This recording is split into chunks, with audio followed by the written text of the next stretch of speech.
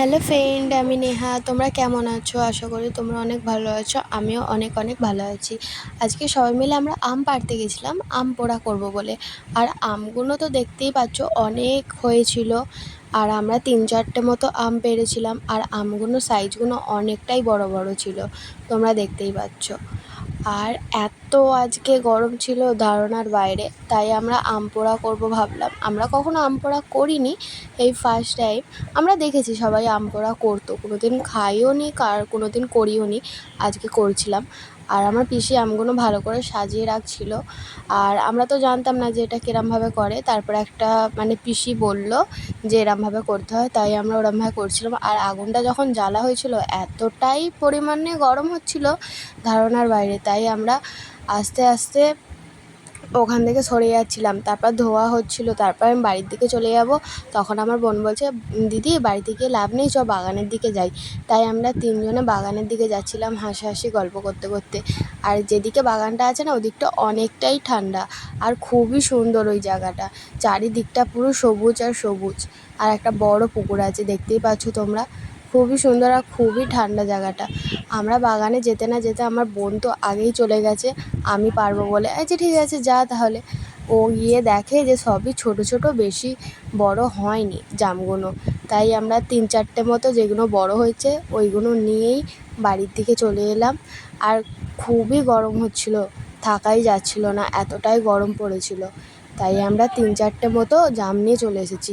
এই ফলটার নাম হলো গোলাপ জাম। তোমরা যদি দেখে থাকো কমেন্টে জানাবে। আর এই ফলটা খুবই সুন্দর খেতে হয়। আর আমি তো কি বলবো, এত ঘেমে গেছিলাম ধারণার বাইরে। আর তারপর আস্তে আস্তে আমরা বাড়ির দিকে যাচ্ছিলাম। আর খুব রোদের তাপ ছিল, ভালো লাগছিল না কিছু। তারপর আস্তে আস্তে গেলাম, গিয়ে আমি যেই ফলটা সবথেকে বড় ছিল সেটাই আগে আমি নিয়েছি, নিয়ে খাচ্ছিলাম। আর খুব পেকে গেছিলো, হলুদ হয়ে গেছিলো, আর খুবই সুন্দর লাগছিলো খেতে, খুব মিষ্টিও ছিল। তারপর খেতে খেতে এই কুকুরটা আমার পায়ে পায়ে এত ঘুরছিল, তা ওকে একটুখানি আদর করছিলাম। আরও খুবই সুন্দর। তারপর আমগুলো পোড়ানো হয়ে গেছে, সবাই আস্তে আস্তে খোলাগুলো ছাড়াচ্ছিলাম। আর এত গরম, এদিকে আমার কাকিরা হাই করছিল। তারপর ছাড়াতে না পারায় আমার পিসি আর আমার কাকিরা আমগুলো ছাড়াচ্ছিল। আর আমটা যে ওরকমভাবে আমরা করব শরবত, সেখানে জল জিরাপ দিতে লাগবে, কিন্তু আমাদের কাছে জল জিরাপ ছিল না। তাই আমরা সবাই মিলে যাচ্ছিলাম জলজিরা কিনবো বলে। আর ওদিকে যাচ্ছিলাম, এতটাই গরম ছিল ওদিকে, মাঠের মধ্যেখান দিয়ে রাস্তা, তো অনেকটাই গরম হচ্ছিলো। আর ওইদিকে আমাদের স্কুলের ওখানে একটা ঝালমুড়িওয়ালা বসে, সেখান থেকে আমরা একটুখানি বিন নুন নিচ্ছিলাম, কেন ওই শরবতে দেবো বলে। তাই আমার পিসি নিচ্ছিল আর আমাকে বলছিল যে এইটুকুতে হয়ে যাবে, হয়েছে হ্যাঁ হয়ে যাবে। তারপর আমরা একটা গাছের তলায় দাঁড়িয়েছিলাম, দোকান তো একটাও খোলেনি, সব দোকানই বন্ধ। তারপর একটা দোকান খোলা ছিল, তাই আমার বোনকে পাঠিয়েছিলাম ওই দোকানে। তারপরে এত গরম ছিল ধারণার বাইরে।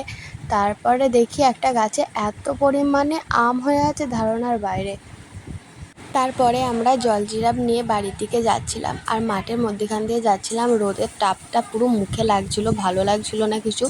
তারপর যেতে যেতে দেখি সবাই আম নিয়ে যাচ্ছে।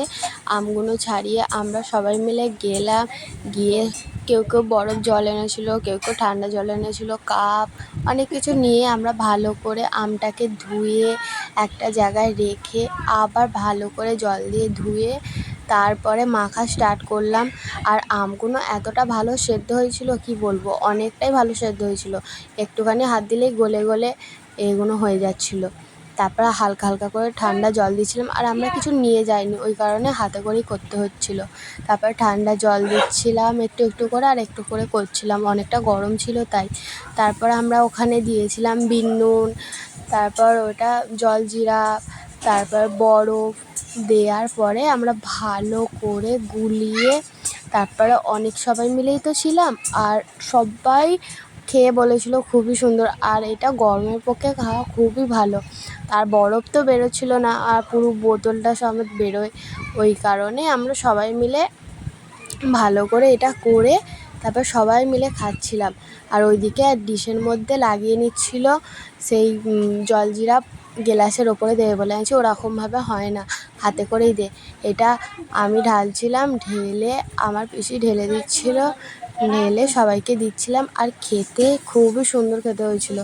আর এতটা গরম পড়েছে, তার মধ্যে এগুলো খেলে তো ভালোই লাগে। আর শরীরটা পুরো ঠান্ডা হয়ে যাচ্ছিলো। পুকুরে হাত ধুতে যাচ্ছিলাম, তখন গিয়ে দেখি আমার বোন বরফ জলটাকে নিয়ে পুকুরের কাছে বসে আছে। আমি বলছি, কী করছিস? বলছে, ও ভেতরে বরফ আছে, আমি গলাচ্ছি।